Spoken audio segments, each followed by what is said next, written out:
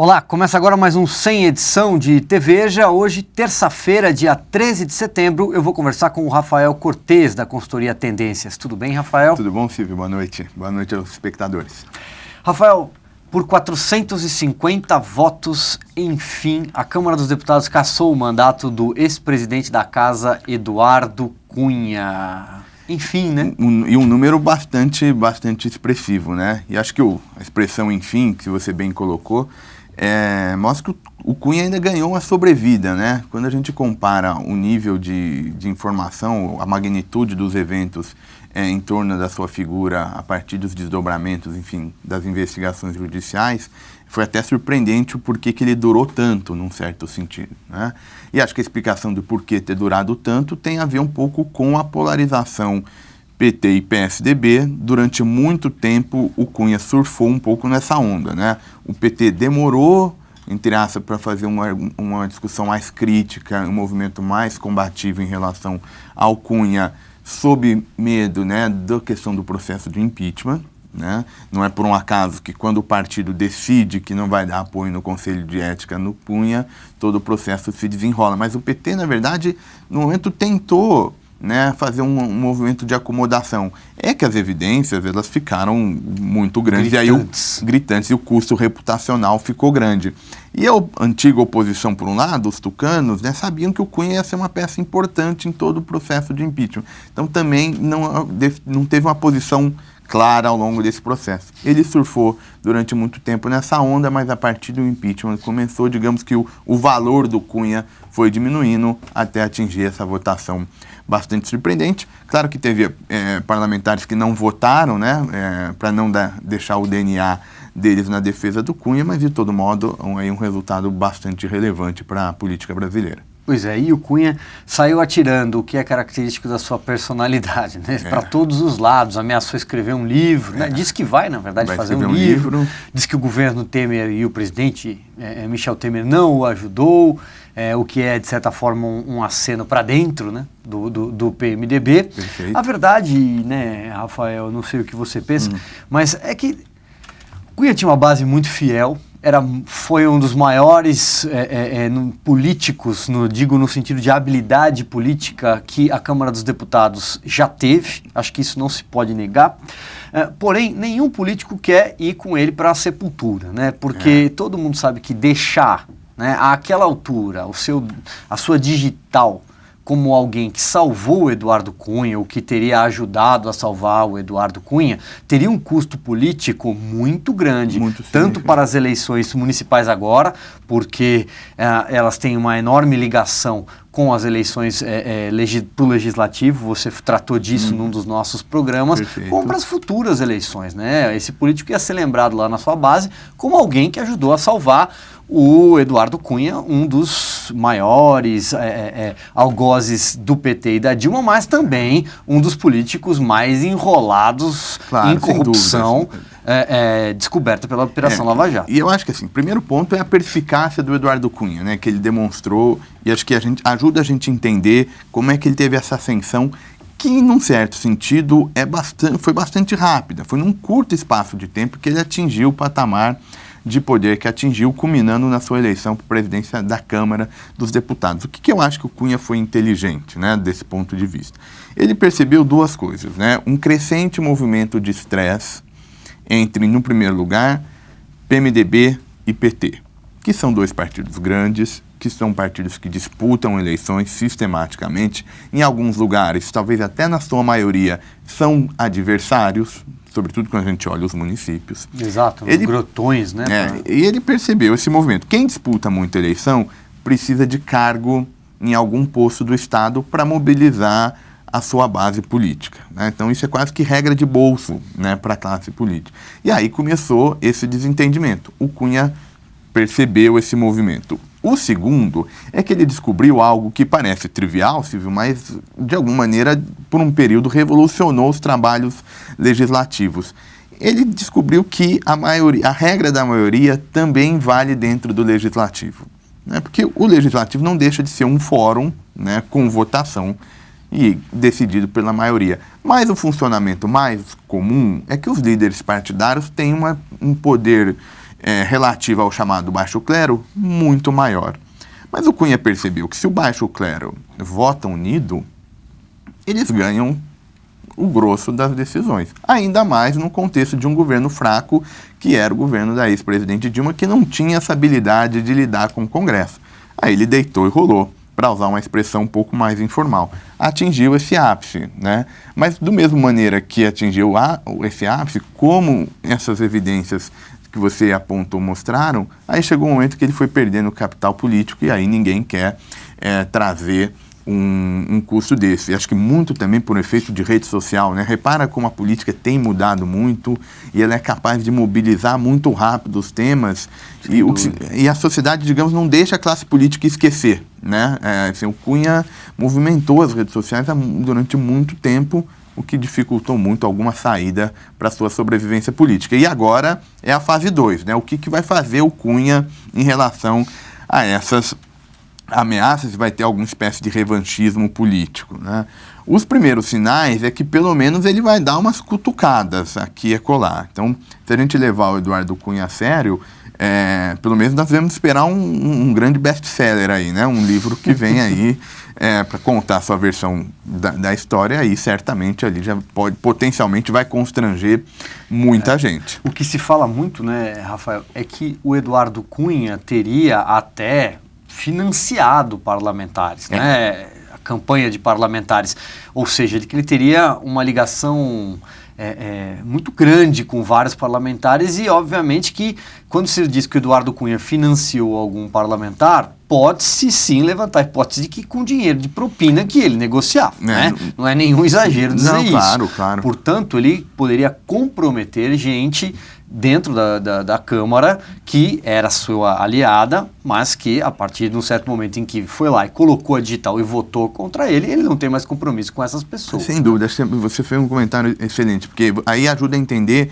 qual é o mecanismo de arregimentação do baixo clero, que é recurso para campanhas. As campanhas estão ficando caras, o baixo clero não tem acesso a esses postos, aos grandes doadores. Quando teve um parlamentar, alguém que organizou essa rede, né, que liga, grosso modo, um investidor, né, um financiador para a campanha e na ponta os parlamentares, o Cunha fez esse processo.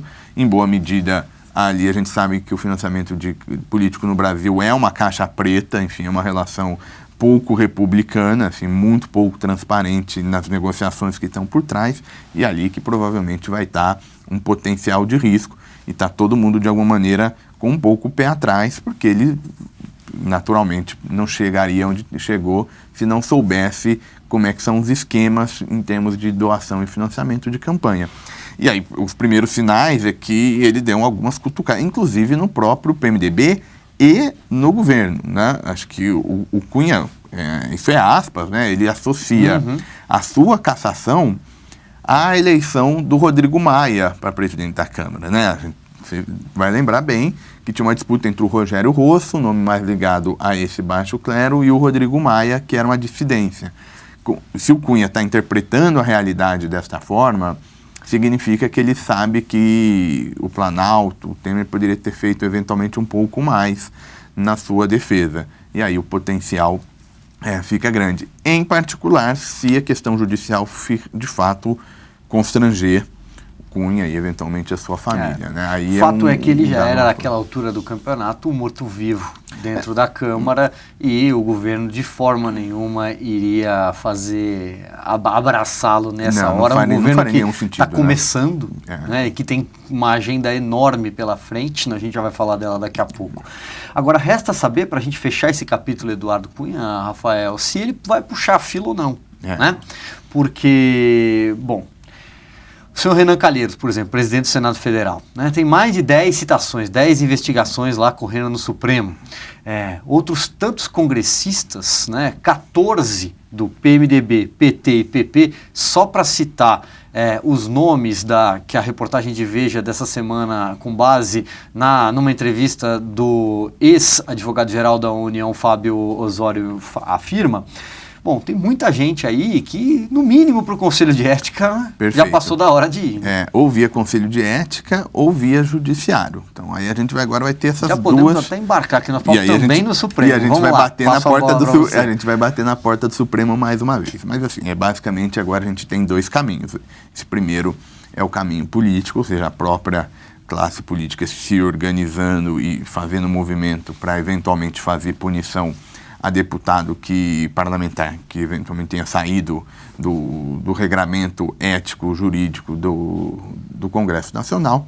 Essa é uma via que é mais complicada, porque é mais polêmica, porque é política, aí em algum momento vai bater o corporativismo, você tem aquele jogo em que não tem claramente o mocinho e o bandido, vamos usar de novo uma alegoria, e acho que todo mundo sabe que potencialmente uma porta pode se abrir. Então fica todo mundo um jogo ali de ameaça e isso vai tornando moroso, fica mais difícil, aí entra a agenda do governo no meio. Enfim, esse é um processo um pouco complicado do ponto de vista político. Dá para usar até como régua, Rafael, como exemplo, o mensalão. Né? Aquela lista de parlamentares que foram ao Conselho de Ética, denunciados, enfrentaram processo de cassação. Quantos a Câmara cassou? José Dirceu, Roberto Jefferson, Pedro Corrêa. Né? Os três presidentes, entre aspas, porque o Dirceu já não era mais presidente de partido, mas os três presidentes dos partidos. Então esse é um processo bem mais complicado, né?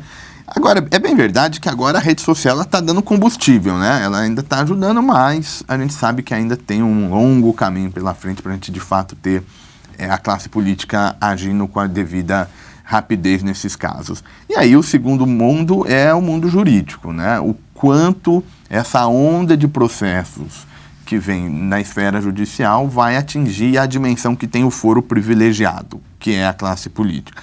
No mensalão, demorou muito mais, né? No mensalão foi uma primeira lição, olha, quem não tem foro privilegiado está tendo punição mais cedo, a classe política são outros 500.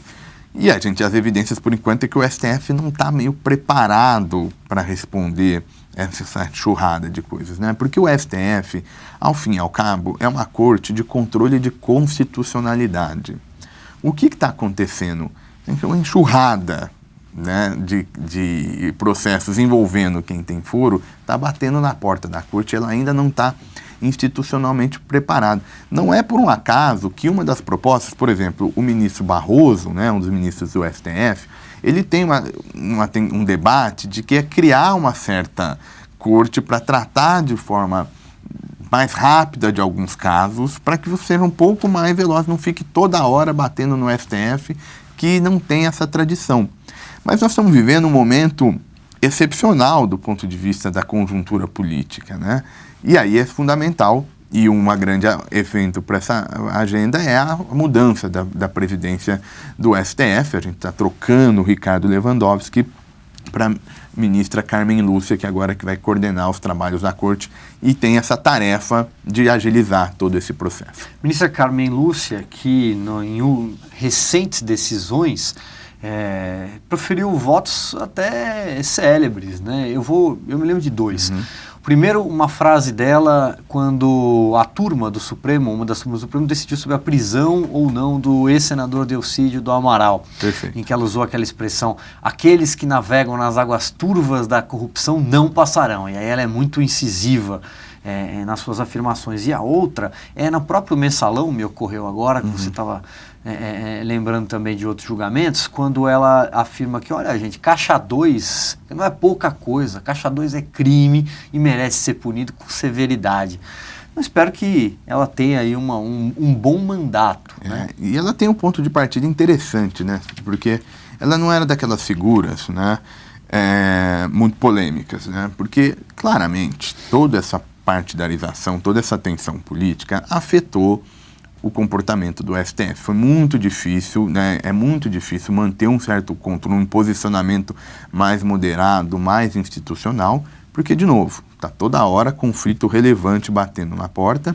A imprensa, a opinião pública está de olho no comportamento dos juízes, então tem uma certa espetacularização também do processo judicial, que não é um fenômeno tão antigo, é uma coisa que ganhou força nos últimos anos. Então, é muito difícil. Então você tem Gilmar Mendes, você tem Ricardo Lewandowski, você tem alguns nomes, o próprio Marco Aurélio, que nas suas declarações públicas acabam também contribuindo para o debate ficar um pouco mais acalorado. A Carmen Lúcia não era um desses nomes. Então, ela tem esse atributo de passar um pouco mais de certa serenidade, não é vinculada, a sua imagem não é associada a nenhum grupo político. Então, eventualmente, isso possa dar uma maior chance, e no próprio discurso dela, ela faz isso, né, na cerimônia de posse, que é de pacificação e para a justiça fazer o seu trabalho, né?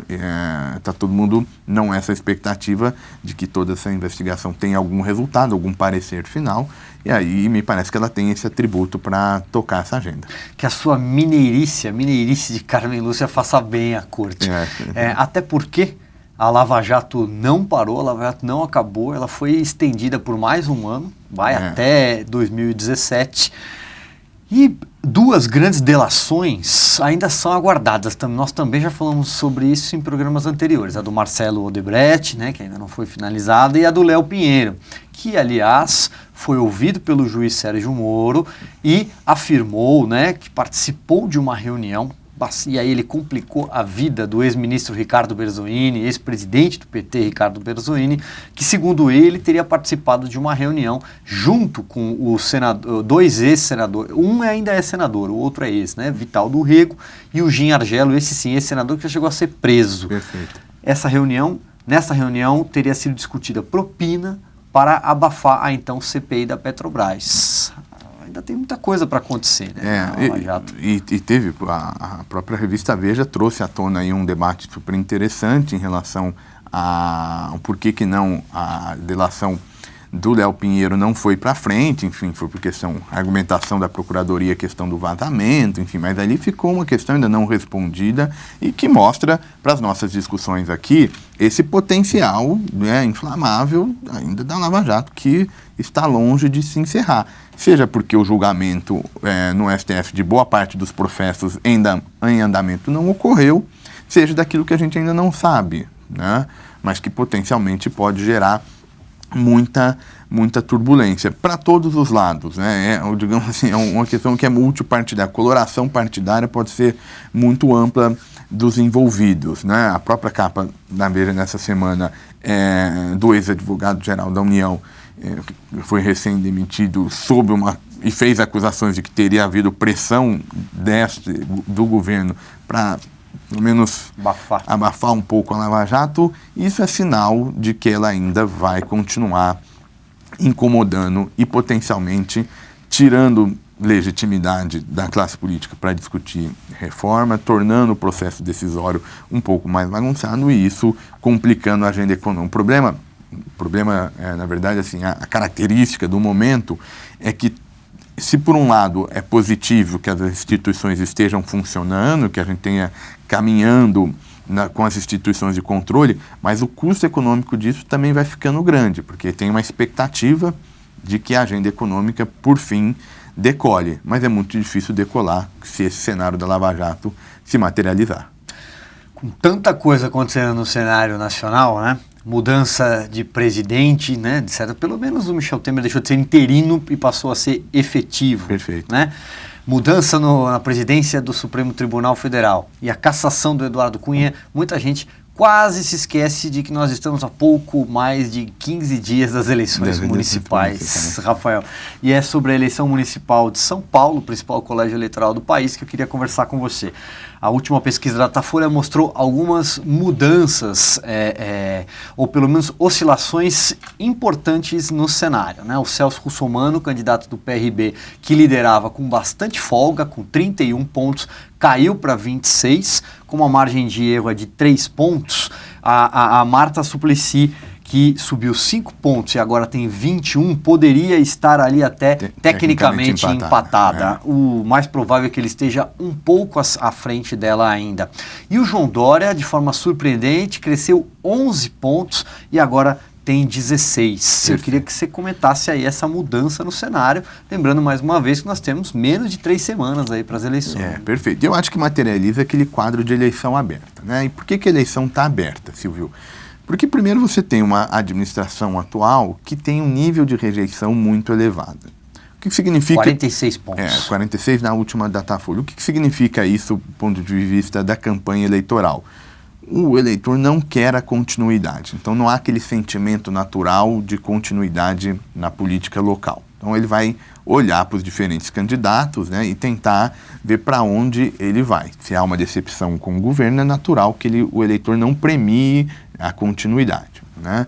Então, isso faz com que você já tenha ali uma massa de eleitorado que precisa ser persuadida, né, por parte dos candidatos. Quem são essas figuras, né? Algumas figuras, né, já têm um recall mais alto, mais elevado. Marta e Russomano, em particular. E o João Dória era a figura nova. Então, essa primeira pesquisa, né, a mais recente do Datafolha, ela mostra um pouco desse evento. O eleitorado começou a ouvir as opções, né? O João Dória tem um tempo de TV mais significativo, é sempre muito importante, ainda que tenha todas as restrições que a gente já conhece, mas ainda é uma variável muito importante, e aí já tem um ganho significativo, mostrando que, de fato, aquele eleitorado potencial que não quer a continuidade, né, está disposto ali a olhar e conhecer essas opções. Curioso notar, o perfil de voto de João Dória e de Marta são mais polarizados. Então, a Marta tem, conforme vai aumentando a renda do indivíduo, a diferença dela vai caindo, ou seja, ela vai melhor entre indivíduos no grupo de renda mais baixa. O João Dória é mais ao contrário. Então, esse crescimento do João Dória, digamos, significa que ele está resgatando um eleitorado do PSDB que, num primeiro momento, dado o ineditismo da campanha do João Dória, não era um nome natural, próprias prévias tucanas mostraram, né, toda a confusão para a seleção do seu nome. Mas sim, agora ele parece ter encontrado... Ele não era um político, né? Não era um político. Então, era um empresário. Aumentou um pouco essa volatilidade. É claro que a gente vai ter mais pesquisas para ver qual a força desse movimento. Mas não há dúvida que, com uma eleição em que não há uma percepção de continuidade, que você pode ter muita volatilidade até o final da campanha. E o mais curioso, né, quando a gente compara o tom da campanha, os candidatos não estavam batendo no Russomano, na verdade, né? Havia uma polarização, né, no seguinte sentido, entre Haddad, Marta e João Dória, para ver quem seria o nome que iria para o segundo turno com o Russomano. Estava quase que dado que o Russomano estava no segundo turno. Pois é, e aí entra a minha pergunta. Porque as próprias campanhas, né, internamente, o staff delas, passou a acreditar na possibilidade de um segundo turno entre Marta e Dória. E tem toda a razão para ter. É possível, né? Assim, eu acho que a Marta tem um recall muito elevado, a Marta tem uma penetração grande numa fatia que é muito numerosa do eleitorado, então não é porque ela não tem um potencial de crescimento, especialmente se essa mensagem dela de distanciamento do PT colar para o eleitorado, porque acho que algo que segura um pouco o crescimento da Marta, especialmente na classe média, alta, essa relação com o PT. São Paulo é uma cidade que nesse momento rejeita o PT, né? A crise de imagem bateu muito forte aqui em São Paulo, então há um potencial de crescimento. E o Dória, certamente, primeiro que o PSDB tem uma boa posição aqui na cidade, o Alckmin é o governador que tem mobilização, né, tem uma popularidade razoavelmente alta, então não tem porquê. E quando a gente olha as campanhas para as eleições majoritárias, em geral, os candidatos que têm maior tempo de coligação, né, são competitivos. Então não há porquê o dólar ser diferente. Vamos ver agora se a reta final da campanha vai ter um ataque mais formal e mais forte ao Russomano, já que eles viram que possivelmente pode ter esse cenário. Por que eu acho só que isso ainda não vai se concretizar? No seguinte sentido, o Russomano é um bom candidato para ir no segundo turno, né? Porque você tem uma rejeição razoavelmente elevada. Então, o sonho de consumo, digamos assim, de Haddad, Marta e Dória é ir para um segundo turno com o Russomano, num certo sentido, né? Porque justamente isso, ele é uma figura popular e tem um teto muito alto, mas também não consegue mobilizar muito mais do que inicialmente ele começou. Então, talvez tenha ali uma... Larga de um piso alto. Mas também não tem uma força tão grande. Então, essa vai ser uma variável. Vamos ver agora os próximos acontecimentos e certamente a gente vai estar aqui discutindo se a pesquisa Datafolha alterou o tom da campanha aqui em São Paulo. Eu apontaria 2 pontos importantes nesse processo de desidratação do Celso Russomano, se ele se consolidar, porque o Russomano pode também se recuperar, tem debates pela frente, ainda tem um tempo de campanha, mas de uma certa forma a perda de alguma faixa ou algum terreno do eleitorado na periferia para a Marta Suplicy. O eleitor da periferia, com quem o Celso Russomano conversa muito bem, porque tem um programa de televisão diário, né? Agora na campanha não, mas tinha um programa diário na televisão.